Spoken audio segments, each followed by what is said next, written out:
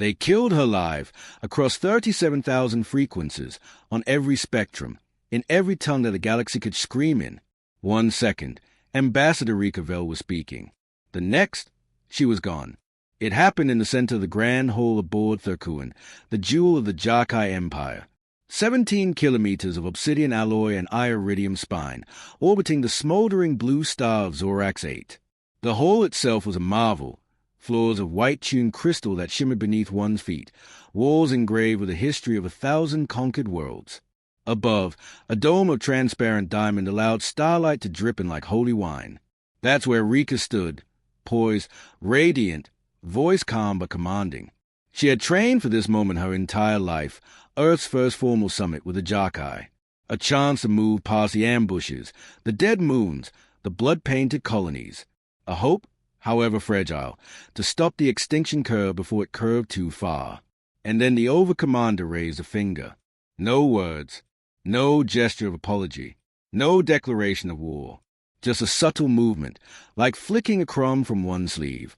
From somewhere above, a silent lance of energy, pure blue, flat as a blade, descended and touched Rika's chest. She didn't scream. There was no time. Her body atomized instantly, vanishing into a puff of gray particles that drifted down like ancient ash. The camera drones caught everything. One focused on the ambassador's now empty heels, black, polished, standing awkwardly where her ankles used to be. Another lingered on her translation drone, still hovering loyally, projecting her last sentence like a ghost. And so, with this treaty, Earth extends its. Gone. The feed didn't cut, because the Jakai wanted the galaxy to watch. They turned to the primary lens, the one broadcasting to the interstellar accord, to the Earth assembly, to the billions watching from domes, deserts, and starships. The Overcommander tilted his head. This, he said in perfect standard galactic, is mercy. Then the screen went black. Silence followed, a heavy, planetary silence. Across Earth, across its lunar cities and orbital farms, the news anchors didn't know what to say. Some wept, others raged. One fainted live. The feeds replayed the killing 5,000 times in an hour. Protesters gathered at embassies. Xenophiles deleted their profiles. The United Mars Coalition called for immediate vengeance. The Jupiter Harmonium lit 1,000 war candles. But Earth's central government, the Assembly of the 9 continents, said nothing. For 6 days, 6 full rotations, people screamed betrayal. Betrayal or cowardice, or both.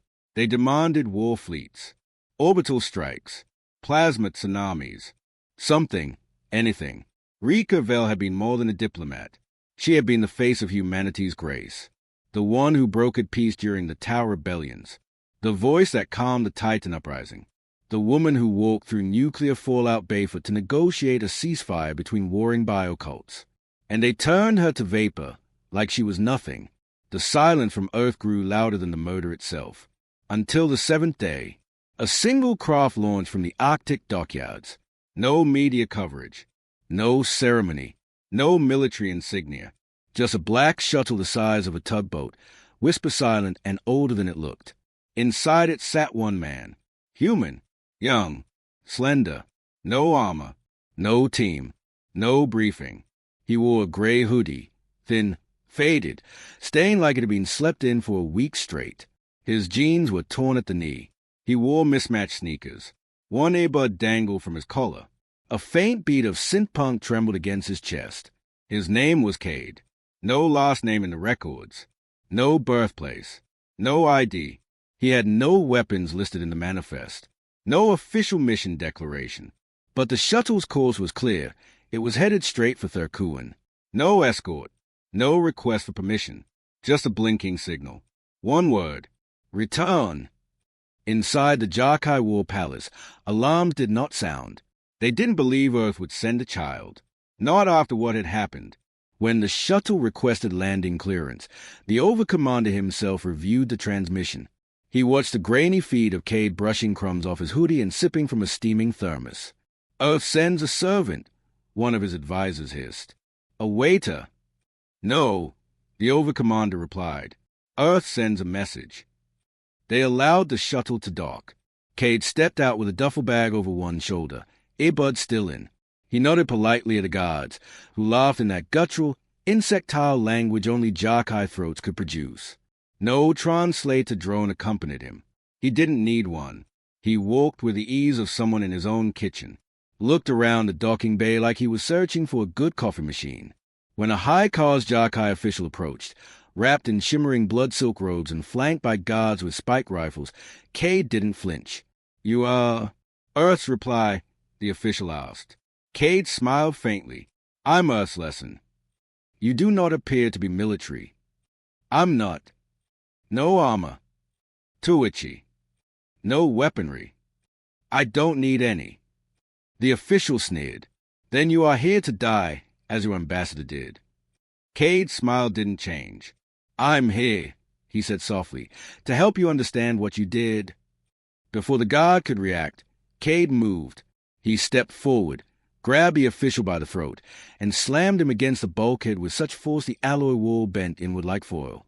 The sound, a wet, hollow crack, echoed like a broken church bell. The body slid to the floor. The guards screamed, raised their weapons.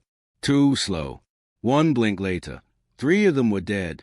One's jaw was ripped off and thrown like a discus into the eye of another. The last tried to flee.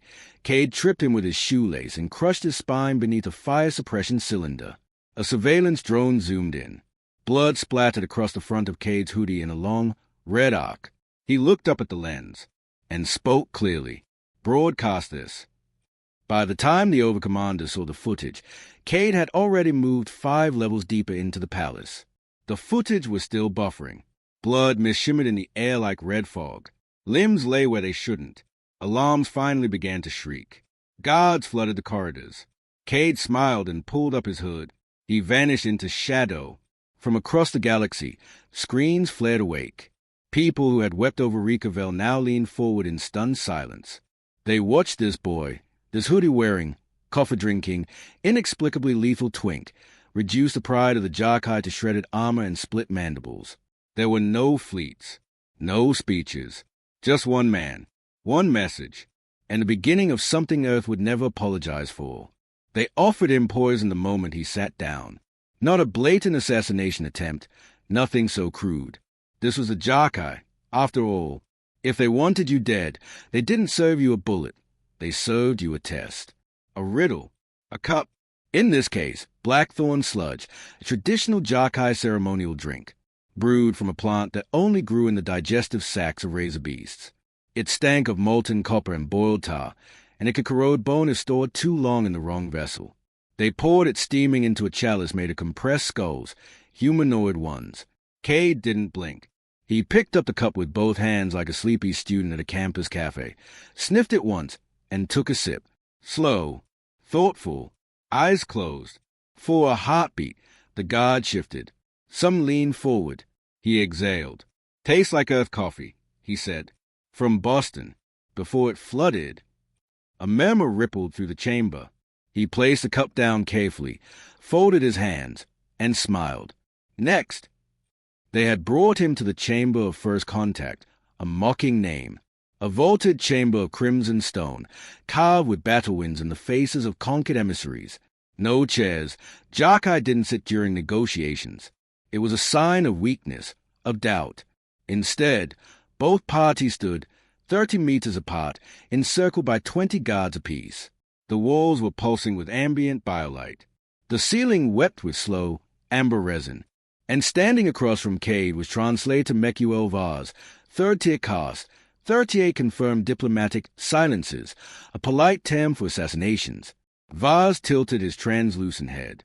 "Do you not fear death, Terran?" Cade looked thoughtful. "I fear repetition," he said. "Death? That's a punchline. I'm just trying to make the joke worth it." "You are arrogant." "Not at all. I'm caffeinated." Vaz took a step closer, flanked by twin guards wielding electrified bone spears. "Do you understand what we are, Earthchild?" Cade tilted his head back and looked at the ceiling. Cannibals with laser swords and nice posture.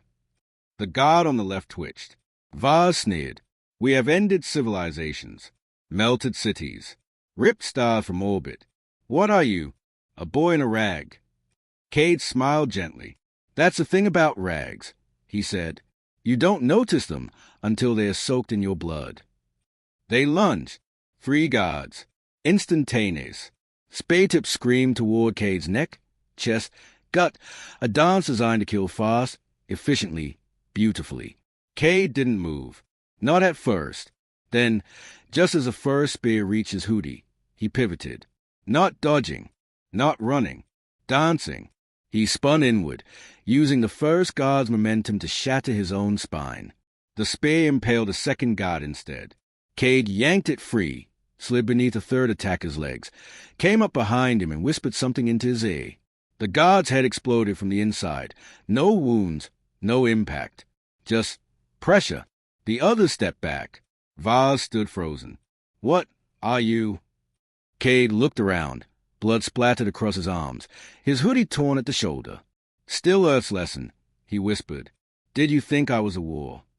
He pointed to the walls. I'm the whisper that comes before it. Across the galaxy, the broadcast flickered again. Someone, somewhere, was leaking everything. Every second of Cade's arrival, every kill, every smirk, every sentence. The footage wasn't coming from Earth, nor from the Jarkai. But someone, some rogue node, was intercepting and streaming it across the neural nets, from the domes of Titan to the libraries of Ether Prime. People watched, and they were no longer mourning. They were waiting. Cade was escorted, now under heavy guard, through the glass spine, the central corridor of Thurkun that ran from throne to vault. It was lined with trophies, bones, melted helmets, fragments of flags. At the halfway mark, they passed a mural. Rika Vel was on it, painted in black ash. Her eyes closed. Her body turned to vapor, mid-dissolve. Below it, the Jarkai had already etched the title. The final plea. Cade paused, tilted his head. One of the guards growled, "Move!" Cade didn't. Instead, he stepped forward, wiped one blooded thumb across Rika's cheek in the painting, and flicked the ash onto the floor. Then, with the gentlest voice he'd used since arrival, he said, "You are not a civilization." The guards tensed. "You are an infection in search of a mirror," he continued, "and Earth is not your reflection." They didn't understand it. Not then, but they felt it. A ripple in their skin, a shiver behind their eyes. Something old, something deep, like someone was praying for their death from beneath their own skin. They brought him to a new chamber. Not ceremonial, not performative. This one was different, smaller, warmer, with walls that pulsed slightly, like breathing lungs. No guards, no cameras, just one figure. A woman, Jarkai, but different. Not armored, not fanged. She wore soft robes of shadow dust, her eyes layered with 3 concentric pupils that shifted as she looked at Cade. "I am Lunarech," she said, "matriarch of the Tenders, keeper of young, blood of the prime egg."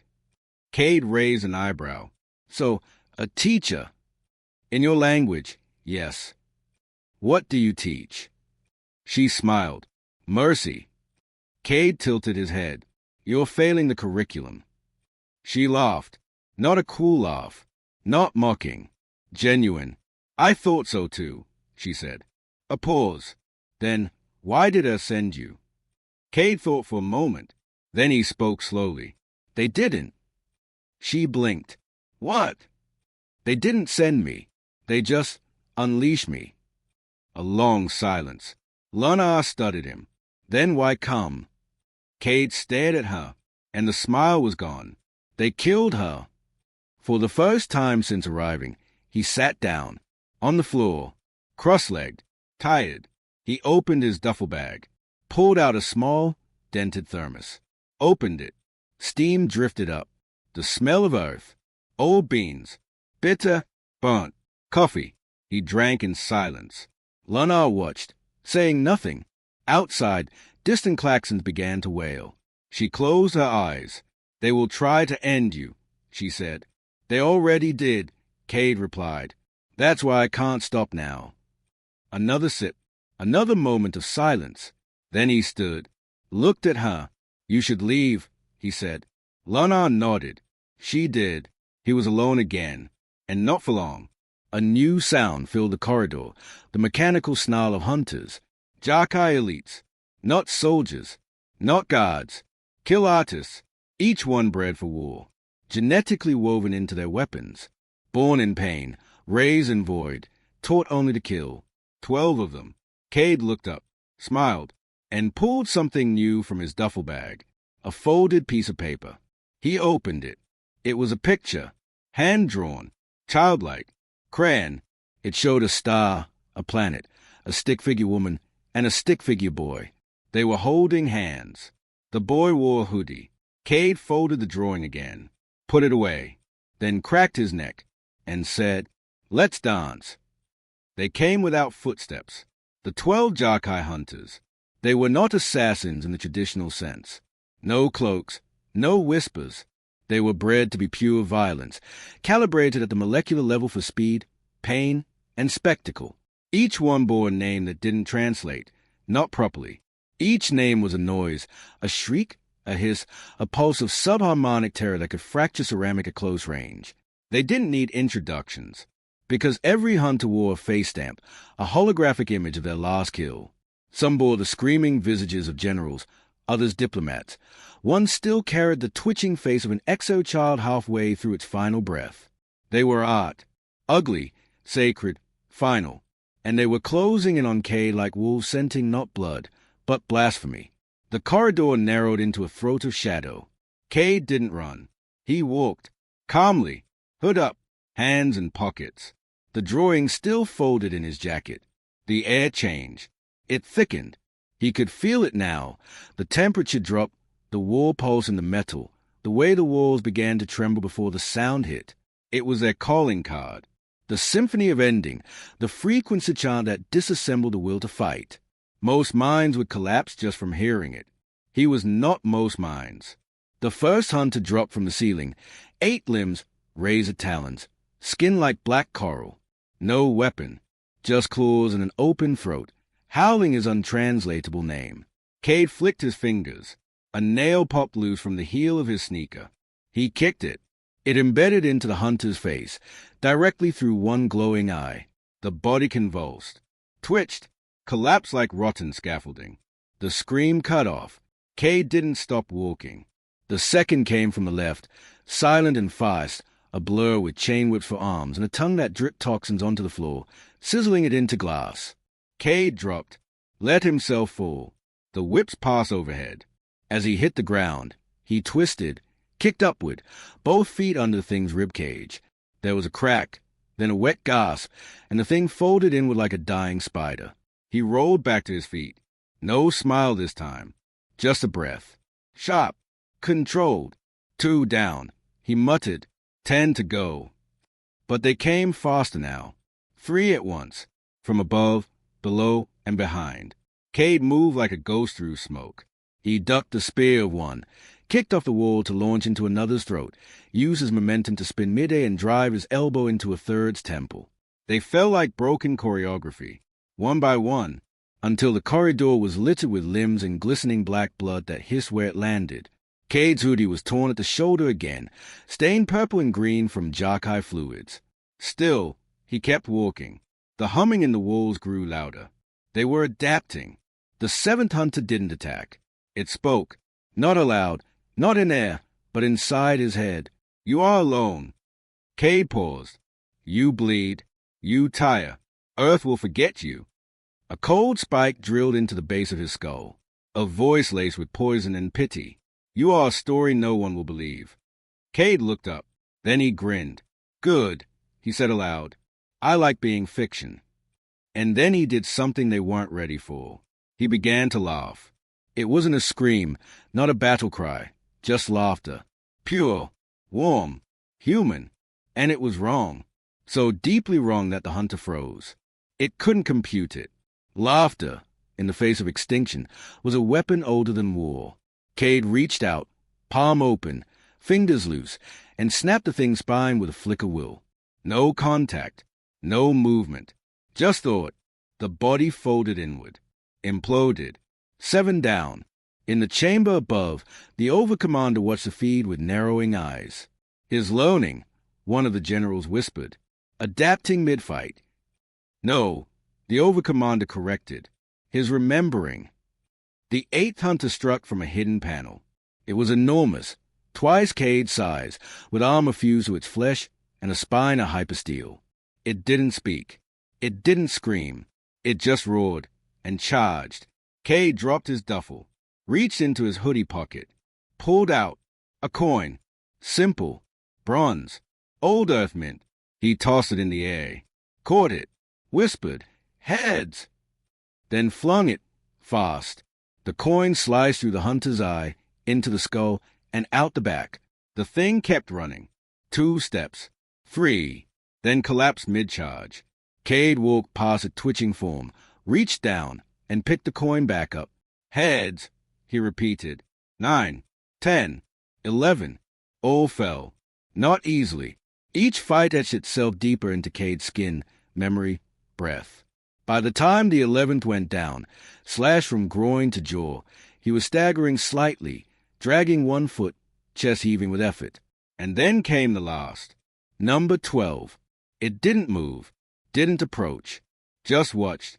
It was small, child-sized, thin, wrapped in ceremonial silk, eyes pure white, no mouth. It projected nothing. Just stood there, watching, waiting. Cade limped toward it. "Let's get this over with," he said hoarsely. But the thing didn't attack. Instead, it slowly raised one hand and pointed. Behind him. Cade turned. There was nothing. Then he looked back. The figure was gone. Just smoke. A trick? No. A message, not a warning. Or delay.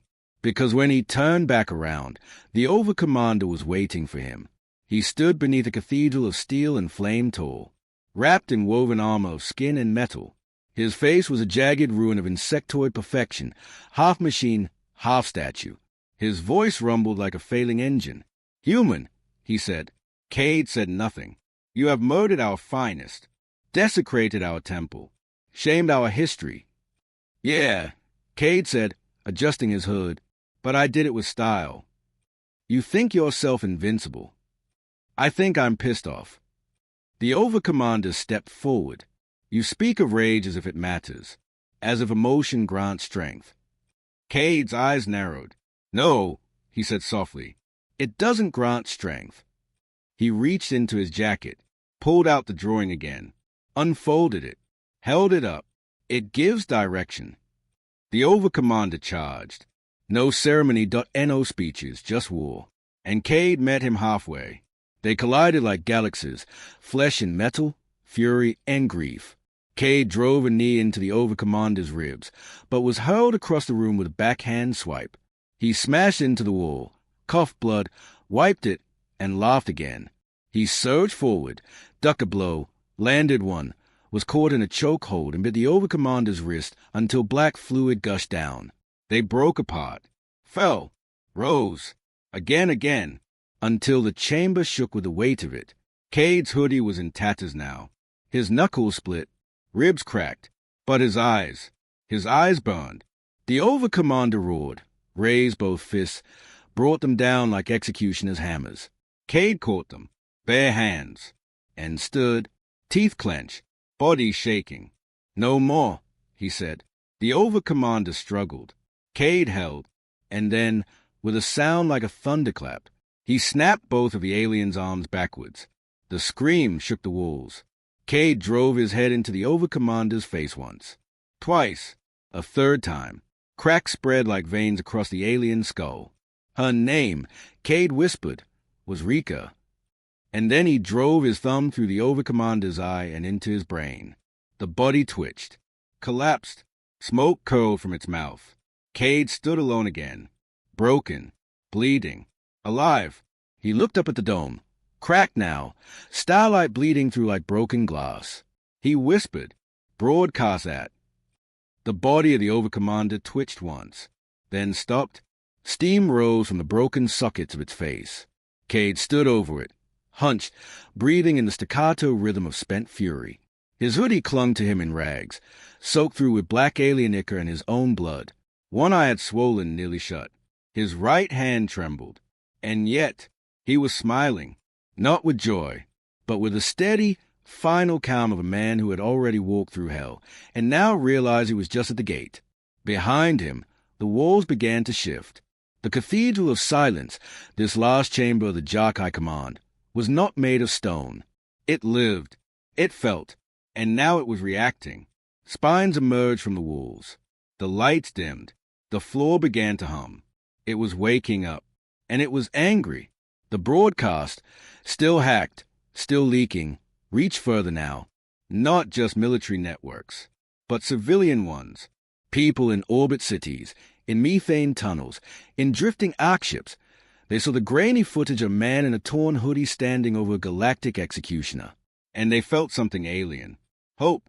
Somewhere far away, on the ruined husk of what was once Earth's diplomatic outpost, an old AI stirred from sleep. Her name was Lena. She had been asleep since Rika's final breath. Her last instruction was simple. If Cade lives, open everything. Now she did. Earth's dead satellites blinked back online. War codes flowed like blood. And somewhere, on the surface of Mars, a vault cracked open. Inside it, a voice whispered. Just one word. Begin! Back in the cathedral, Cade knelt, not in prayer, to reach for the duffel bag. It had survived the carnage, barely, torn, half-burned, but inside it was a core of his mission. Not explosives, not tech, a small metal cube, smooth, warm, silent. He clicked it open. Inside, a single stem of something green. Alive, a flower, a daisy. He stared at it a long time, then, gently, tucked it into the inside of his hoodie, right over his heart. He stood, and the floor collapsed beneath him. He fell for 7 seconds. Not through air, through memory. Images flickered past. Rika's smile, a city in flames, his younger brother laughing in a field, a child clutching his hand at an orphanage door. Then static, then screams, then darkness. When he landed, it was silent. No hum, no wind, no machines. Just pulse. The room he now stood in was unlike any he'd seen. It was deep beneath the surface, the core of Thurkuan. Not a control center, not a vault, a womb, alive with tendrils of light, breathing walls, and a central orb the size of a truck. Inside that orb, something floated, a creature, small, fragile, Jakai in form, but unfinished, skin translucent, eyes open, watching. An embryo? No, a queen, a new one, a backup, insurance. Cade realized, slowly, what this place was. It wasn't a base. It was a nest. A voice behind him. You've come too far, Terran. Cade didn't tone. I was always meant to, he said. You should have died at the first gate. I did. Now he toned. The speaker wasn't a soldier, not a general. It was Luna Etch, the matriarch. Her robe was gone. She wore no armor, just skin, pale and patterned like starlight. Her eyes were vast, deep, and impossibly tired. I warned them, she said. You were not a threat. You were a message. Cade blinked. You let me live. She nodded.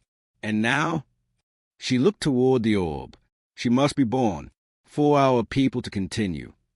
Cade looked too. She's innocent, Luna whispered. He didn't answer. Silence filled the space between them. Then Cade asked, Did you see her die? Luna looked at him. Rika. He nodded. Yes. She tried to speak. Cade said, She did. What did she say? Luna closed her eyes. Then, softly, she said your name. Cade exhaled like he'd been hit in the stomach. Luna stepped closer. She believed in peace. So did I, he said. Then I saw what it cost. A long pause. Then Luna whispered, What are you now? Cade turned fully to face her. His voice was like gravel and ash. I am the proof that mercy ends with graves. Suddenly, the all pulsed. Bright, painful. A ripple of psychic feedback shook the chamber. Cade staggered back, clutching his head. The embryo's eyes glowed white-hot. She's activating early. Luna cried. You've triggered her defense reflex. Cade stumbled to the side.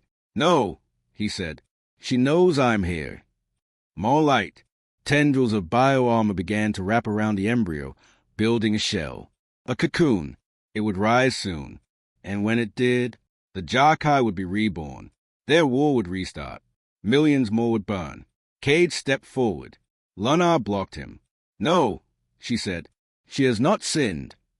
Yet, Cade replied. Another tremor. The floor cracked. From the orb, a voice rang out, high and pure, like a child singing from a broken cathedral. I am she who is to come. I see you, Firewalker. Will you end me before I breathe? Cade froze. Something cracked in him. Not bone, not resolve, but something older, the part of him that still loved, still hoped, still dreamed. He looked to Lunar. She could be better, he said. She could. Lunar replied, but will she? Another pulse from the orb. This time, not pain, but sorrow. I don't want to die. Cade drew the cube from his chest, opened it again. The daisy glowed faintly now. Its roots pulsed. He looked at the queen, then at the flower, and then he walked forward, pressed the cube to the orb's surface. It sank inside, merged. The light flickered. For a moment, the heartbeat stopped. Lunar gasped. What did you? I gave her seed, Cade said. Of earth. Of choice. The queen inside the orb blinked and began to cry. Not wail, not shriek, just a single drop of fluid from her glowing eye. A tear, and then the orb darkened, dimmed, powered down. The tendrils retreated. The hum stopped. She shut herself down. Lunar whispered. She chose silence, Cade said. He turned away, staggered toward the exit. I gave her voice, he said, and she didn't scream. But behind him, Lunar fell to her knees and wept, because for the first time in 1,000 generations, a Jarkai queen had been offered a future, and refused it. On the surface, alarms blared. Across the stars, Earth systems came alive. Missiles blinked in orbit. Tactical fleets turned. But they did not fire, because a signal went out. From Cade, from a broken man in a shredded hoodie. It's done. In the silence that followed, the galaxy held its breath. And somewhere, on a small planet orbiting a yellow sun, a single daisy bloomed in the ashes. There was no music in the end, no rising strings, no distant choir, just the sound of a man walking across the shattered spine of an empire, wearing a ruined hoodie, dragging the ghosts of 12 warriors behind him like a cape stitched from blood and memory. Cade didn't limp anymore. He flowed.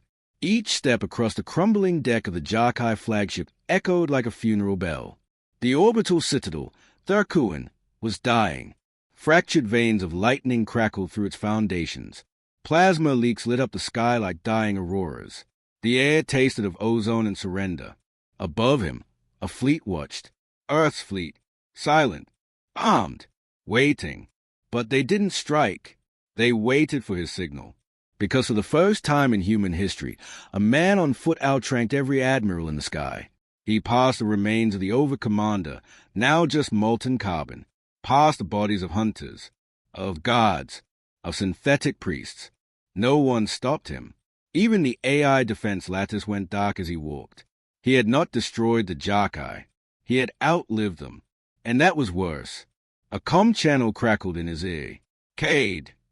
He paused. Lena, the AI, alive again. Yes, he answered. There's panic in the outer systems. You sent a daisy instead of a warhead. People don't know what it means. Cade smiled. Bitter. That's the point. They have to ask, not just obey. Lena hesitated. You know this isn't over. No, he said. It's just changed shape. He reached the core elevator. Not down. Up, to the spire, the highest point of Therkuan, where the last decision had to be made. Not war, not peace, something far more dangerous. Judgment. As the elevator rose, his reflection stared back at him from fractured glass. He barely recognized it. Hood shredded, face bruised and burned. Hands blooded, one still wrapped in gauze, eyes hollow and bright at the same time. Not a hero, not even a soldier, just a man who remembered too much, lost too much, and refused to let silence write the ending. The spire door opened, and there, waiting, was a child. Jakai, alone. He couldn't be more than 5 human years, small and insect-boned, with eyes too big for his head. No armor, no tech, just a flower clutched in his thin fingers. A daisy. Cade froze. The child held it out. "I found it," he said, "on the floor below." Cade didn't move. The child tilted his head. "Is it from Earth?" "Yes," Cade said. "Do you want it back?" Cade knelt. "No," he whispered. "It's yours now." The child smiled and ran. Behind him, the world cracked open. The Citadel's defense grid started to burn. Systems fried, one by one, because Cade had set a clock ticking. A quiet one. A soft self-destruct that wouldn't make fire, but erased memory. Every genetic archive. Every royal code. Every key to the Jakai future. Gone. He would not let the war resurrect itself. If the galaxy was going to heal, it would start with forgetting the wound. Above, Earth Command sent a final request. "Cade, do we strike?" His reply was simple. "No." "Are you sure?" "The fleet." "No." Silence. Then, "Why?" Cade stared out at the stars, and answered with the only truth he had left. Because revenge doesn't raise the dead. It just teaches the living to stop hoping. He sat down at the edge of the spire, let his legs dangle into the wind, watched as the clouds cracked open and the Citadel began to bleed golden light into the vacuum. He pulled his hood up again.